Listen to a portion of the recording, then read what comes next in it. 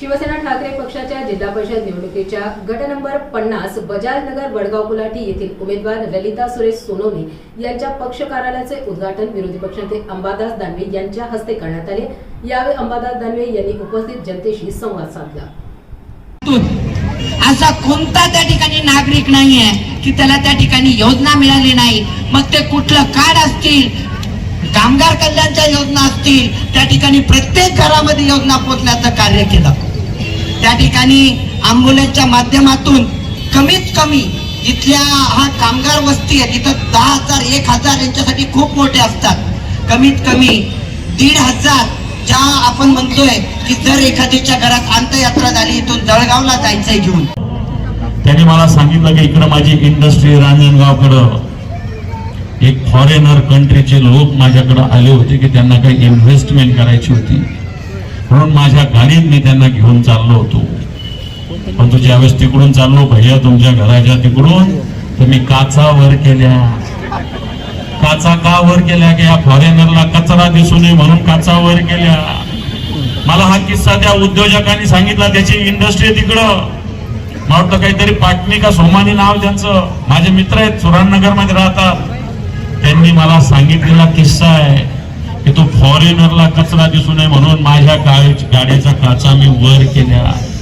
मला त्यांनी हा प्रसंग सांगितला, मला सुद्धा लाज वाटले की माझ्या शहरामध्ये अशा पद्धतीनं फॉरेनर येतात इन्व्हेस्टमेंटसाठी, पण फॉरेनर इन्व्हेस्टमेंट येत असताना हे सगळ्या गोष्टी स्वच्छता बघत असतात, रस्ते बघत असतात, पण तो आपल्याकडे जाताना रस्त्यावर कचरा होता। मी भैयांना फोन लावला त्या संदर्भात, म्हणून हा कचऱ्याचा प्रश्न महत्वाचा आहे।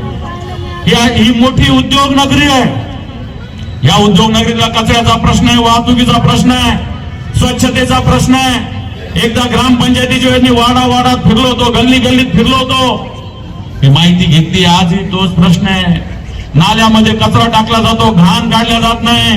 ग्रामपंचायत भ्रष्टाचाराचा अड्डा झालेला, इथली ग्रामपंचायत भ्रष्टाचाराचा अड्डा इथं बनवलेला आहे पालकमंत्र्याच्या आशीर्वादानं।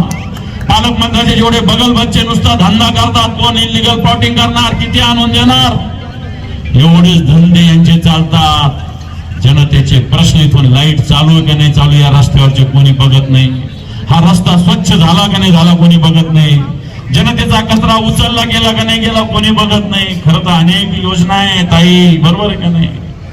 कचऱ्याच्या विल्हेवाट लावण्याच्या योजना एवढा निधी मिळतो, या ताईला निवडून द्या, ते आपोआप करतील ती योजना, आपोआप करतील। त्याच्यातून उलट बजाजनगरला उत्पन्न मिळेल, बरोबर ताई सांगतो ना मी।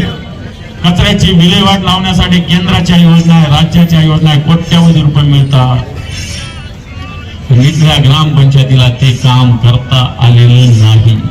म्हणून आमचे जिल्हा परिषद सदस्य निवडून आल्यानंतर पहिलं काम शिवसेना करेल, या बजाजनगरचा कचऱ्याचा प्रश्न संपवल्याशिवाय आम्ही राहणार नाही।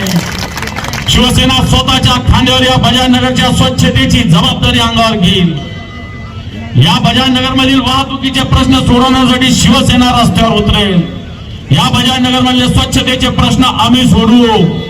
या बजाजनगर मधली ग्रामपंचायत सुद्धा हे जिल्हा परिषद सदस्य, पंचायत समिती सदस्य निवडून येऊ द्या, या ग्रामपंचायतीच्या सरपंचापासून सदस्याला नीट केल्याशिवाय राहणार नाही। म्हणून बांधवांनो, ही शिवसेना निवडून द्या। ही उद्धवजी ठाकरे साहेबांची शिवसेना आहे, स्वाभिमानाने लढणारी शिवसेना आहे, मराठी माणसासाठी लढणारी शिवसेना आहे। मुंबईमध्ये किती लोक लटकले, पण उद्धवजी आणि राज साहेबांनी काय कमाल केली आपल्याला चांगलं माहित आहे। महापौर झाला नसेल, परंतु जी एकजूट दाखवली आणि त्यांच्या मागे जी ताकद उभारली, 84 नगरसेवक होते, 64 फोडले होते, 20 मोठ्या मुश्किलीनं उरले होते, 64 समोर गेले होते, तरी 64 जाऊन 66 निवडून आणण्याची ताकद उद्धवजी ठाकरे साहेबांनी जनतेच्या आशीर्वादाने।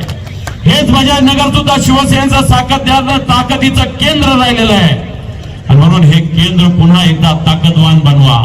या अशा कर्तृत्ववान भगिनी आपल्याकडून उभे आहे, कर्तृत्ववान अनिल भैया सारखा व्यक्तीतून उभा आहे, ज्यांना या प्रश्नाची जाण आहे। या बजाजनगरचं घर आणि घराचे प्रश्न त्यांना माहिती आहे, सोसायटीचे प्रश्न त्यांना माहिती आहे, त्यांना कोणत्याही ओपन स्पेस हडपायच्या नाहीये, त्यांना कुठे इथं जुगाराचे अड्डे करायचे नाहीये, त्यांना कुठे इनलिगल प्लॉटिंग इथं करायची नाही, त्यांना करायची असेल तर फक्त जनतेची सेवा करायची. म्हणून मशालीला मोठ्या प्रमाणावर निवडून द्या.